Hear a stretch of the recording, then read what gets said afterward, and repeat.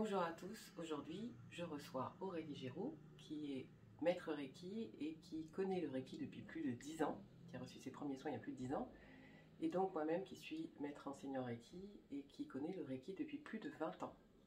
Nous allons aujourd'hui vous transmettre toutes les deux l'importance de faire ces auto-traitements Reiki sur soi-même au quotidien.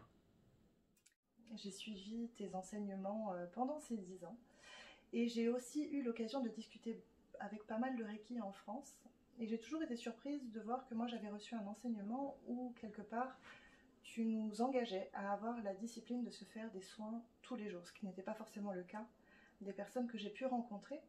Qu'est-ce qui explique quelque part que tu aies choisi de poser cette discipline pour les personnes qui vont bénéficier de tes transmissions sur le Reiki?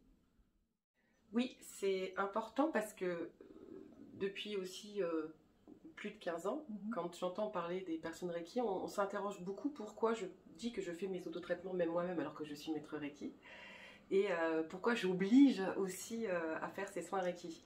Alors j'ai découvert le Reiki moi au siècle précédent et en fait après avoir reçu des soins Reiki par un maître Reiki, il m'a proposé de m'initier pour en fait que je puisse me nettoyer au quotidien après mes journées de consultation, puisqu'à l'époque j'avais commencé en tant qu'indépendante, en tant que voyante. Et alors qu'à l'époque, dans les années qui ont suivi, j'entendais des personnes qui se faisaient initier Reiki pour faire des soins Reiki aux autres. Alors c'est vrai qu'au départ, ça a vraiment été un outil pour me nettoyer moi-même. Et donc ça a été sa transmission. Alors dans un premier temps, j'essayais quand je finissais des journées assez compliquées, assez lourdes, où j'avais reçu des personnes qui étaient hypersensibles. Donc avec ce don de voyance, j'étais très fatiguée, ça je me rendais compte. Donc ça me faisait du bien, énormément de bien, mais ce n'était pas quotidien, parce que les journées où je ne consultais pas, ben, je ne me faisais pas de soins Reiki, puisque l'idée c'était de me nettoyer de ce que je recevais des autres. Et puis, 2 ans plus tard, j'ai mis en place ce que j'appelais et ce que j'appelle encore les séjours initiatiques. Oui, que je connais bien. Ouais, au Maroc et ensuite à Bali depuis 10 ans. Donc au Maroc depuis presque 20 ans et à Bali depuis 10 ans. Et je partais avec mon maître Reiki à l'époque. Et du coup, pour que je puisse être vraiment, je dirais, complètement dans mon corps et complètement dans le Reiki, puisque l'idée c'était d'accompagner chacun à se poser, à se reconnecter à lui-même, à son corps et à son intuition, eh bien, on va dire 2 ou 3 semaines au moins avant, je me faisais ces soins tous les jours. Et dans les séjours, je demande à chacun le matin de faire son soin Reiki avant de venir. Alors, soin Reiki complet, soin Reiki rapide ou au moins une balance chakra, mais en tout cas de faire un soin tous les matins avant de venir. Et donc pendant une semaine, on expérimentait les soins Reiki sur soi et au retour, on était tous tellement bien avec ce discernement, cette écoute, avec ce ressenti du corps, de notre fatigue, enfin tellement connecté à soi-même, dans une telle écoute de soi, que du coup, on continuait ces auto-traitements Reiki, et c'est de là d'ailleurs que les participants m'ont demandé de faire des échanges Reiki, puisqu'on faisait 4 soins, 4 échanges Reiki dans la semaine. De là, après, il y a eu ces échanges Reiki qui ont été mis en place, tout mensuellement. Mais du coup, j'avais des périodes, comme je faisais à peu près 5 séjours dans l'année, donc tous les 2 mois et demi à peu près. Du coup, j'avais 15 jours, une semaine et ensuite 15 jours. Donc j'avais au moins un mois, allez, 5 à 6 semaines de suite, et puis 3 semaines à un mois sans soins Reiki au quotidien. Et donc ça s'est passé comme ça sur les 2 premières années, donc vraiment au début des années 2000. Et force a été de constater au bout d'1 an et demi que je me sentais très très bien. J'avais du recul sur ce qui se passait, j'étais capable de prendre du temps quand ça n'allait pas pour essayer de me sentir mieux, pour essayer de comprendre ce qui se passait. J'étais plus victime de ma vie. Je commençais à vraiment me mettre en tant que responsable pour comprendre ce qui pouvait se passer et voir comment je pouvais gérer au mieux la situation. Donc ça a été impressionnant. Le mois où je ne faisais pas ces soins Reiki tous les jours, enfin, ou les 6 semaines, et les 6 semaines où je faisais des soins Reiki sur moi au quotidien, ça a été mais flagrant. Et ça appelle pour moi une autre réflexion qui est que ce que j'observe, puisque je transmets moi-même et donc du coup je suis amenée à avoir de nouvelles personnes qui arrivent avec leurs problématiques et compagnie, c'est que quelque part il y a un peu l'idée reçue qu'à partir du moment où on se fait un petit peu de soins et où on est initié, y a une espèce de guérison un peu magique qui se fait. Alors que dans l'expérience que j'ai vécue et dans l'expérience que tu transmets, ce qui est super intéressant, c'est d'intégrer que quelque part, de la même manière qu'on se lave tous les jours pour avoir la peau propre, pour notre hygiène, on va se nettoyer émotionnellement tous les jours. Chose qui, je pense, n'est pas assez verbalisée, n'est pas assez expliquée et qui justifie que ce que j'observe, c'est que certaines personnes pensent que quelque chose de magique ou qu'une guérison va s'opérer et puis que les problématiques que j'avais avant, je les aurais plus parce que j'ai eu quelques soins, parce que j'ai eu une initiation. Et je ne sais pas ce que tu en penses, mais j'ai l'impression que les gens ont énormément de mal à intégrer qu'on est au quotidien, au milieu de gens, au milieu du monde, et que chacun a ses humeurs, chacun a ses problématiques et qu'on les reçoit, donc il est nécessaire quelque part. C'est logique quelque part d'être obligé de se nettoyer tous les jours. Oui, pour être bien. Oui, Non, tout à fait, tout à fait, tout à fait. Ça, comme tu le dis, tu as très bien pris l'exemple de la douche. Parce qu'on est dehors, et là il y a de la poussière, on se retrouve, on a transpiré, il s'est passé des choses, on se douche, donc on se lave le corps extérieurement, entre guillemets. Et pour moi, les soins Reiki, c'est la même chose. On reçoit de l'extérieur des choses, on est sali par des paroles, par des comportements, par nous-mêmes, ce qu'on peut penser aussi dans la tête. Et c'est une douche intérieure. Il y a la douche extérieure et il y a la douche intérieure. Mais c'est important parce que j'entends souvent qu'au premier degré Reiki, on fait ses soins pendant 21 jours, au second, au troisième, quatrième aussi, et qu'en gros, presque à partir du deuxième degré Reiki, on n'a plus besoin parce que l'initiation est, entre guillemets, super forte et qu'on est à un autre niveau de vibratoire, etc. etc. Et au contraire.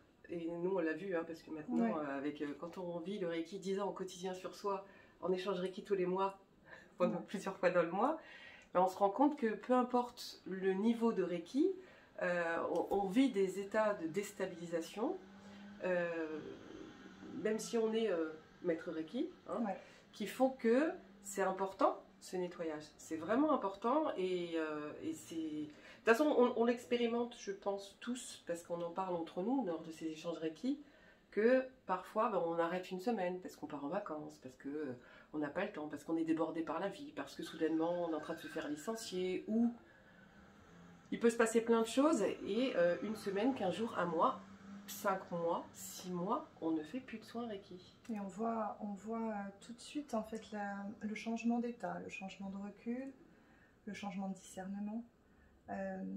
Des peurs qui reviennent alors que en faisant nos soins régulièrement, quelque part on avait cette sérénité de fond qui s'était installée, une meilleure gestion de notre emploi du temps, une meilleure prise en compte de soi et de nos besoins, et en fait on s'aperçoit que on est encore sous l'effet Reiki quelques jours, quelques semaines, et puis au bout d'un moment, si on ne les fait plus, nos vieux états qui nous avaient déjà mis très mal sont susceptibles de revenir, et c'est vrai que c'est dommage, c'est embêtant d'être obligé de revenir à ça. Mais c'est toujours une bonne petite alerte pour dire il faut que je reste assidue pour garder cet équilibre et cette sérénité. Oui, et le fait d'ailleurs qu'on a choisi toutes les deux d'accompagner sur une année, c'est vraiment pour accompagner quelqu'un à se faire des soins Reiki sur lui, parce que moi je l'ai vécu, même si mon maître Reiki m'avait dit ça va te faire du bien pour te nettoyer, je ne le faisais pas systématiquement. C'était pas devenu une habitude consciente. Et c'est compliqué parce qu'on n'est pas relié à notre corps, on n'a pas cette éducation-là de prendre soin de soi et d'être connecté au corps, parce qu'on est souvent même coupé du corps. On ne s'en rend pas compte, mais on le voit entre avant Reiki et un an après le Reiki, où les gens chaque personne se fait son soin Reiki au quotidien et reçoit toujours des soins tous les mois. C'est impressionnant de voir la différence. C'est vraiment...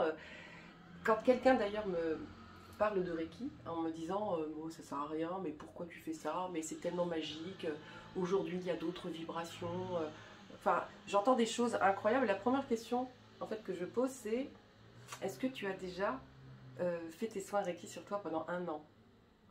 Et quand les gens me disent non, et je dis c'est quelle fréquence, et en général c'est les 21 jours, ou quand j'ai mal, je mets les mains quelque part, ou quand je suis vraiment pas bien, ou 3 ou 4 fois dans l'année. Voilà, donc ça c'est pas une expérience de soins Reiki sur soi.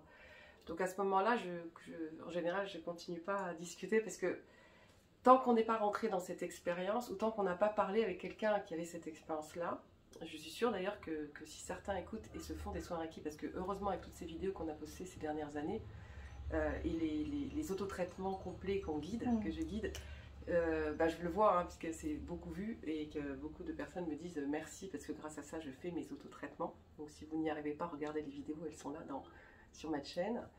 Et c'est vraiment important parce que c'est là quand vous qui faites vos soins, ça serait bien de commenter d'ailleurs sous cette vidéo et de parler de votre expérience parce que je le vois vraiment à chaque fois que je lis les commentaires quand des gens me disent je me fais mes autotraitements, ça me fait beaucoup de bien. Venez partager votre expérience parce que il y a une telle différence, c'est vraiment le jour et la nuit. Voilà, c'est passer de cet état de victime où on est bousculé par la vie en général, par des circonstances, on vit des répétitions, on ne comprend pas pourquoi, après, avec autant de travail sur soi, parce que souvent chacun s'accompagne ou est accompagné d'un autre outil ou d'autres formations, et on ne comprend pas pourquoi on reste mal longtemps et pourquoi ça ne va pas mieux dans nos vies, alors qu'on a tous ces outils merveilleux et ce soin de guérison.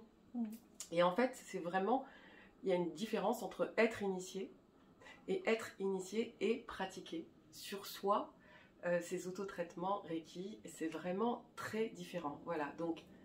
Mais tu peux peut-être justement expliquer pourquoi c'est différent.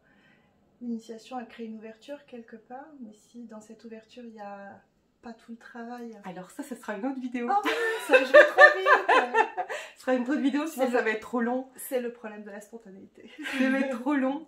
Mais c'est vrai que nous ferons une vidéo pour vous expliquer pourquoi.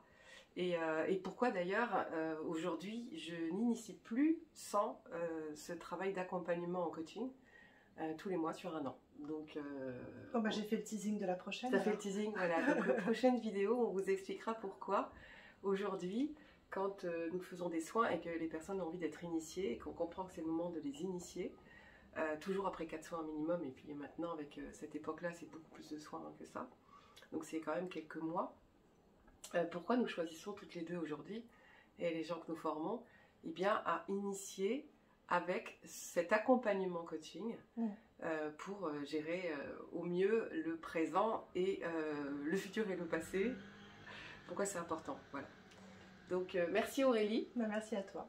Donc j'espère que cette vidéo vous a servi et on va continuer à vous en donner. Et puis si vous ne connaissez pas aussi la vidéo qu'Aurélie a fait, Reconnexion au corps, on l'a faite ensemble il y a 1 mois, on va mettre un petit lien sur cette vidéo qui est aussi assez intéressante sur le corps. Voilà. À très bientôt. À bientôt à tous.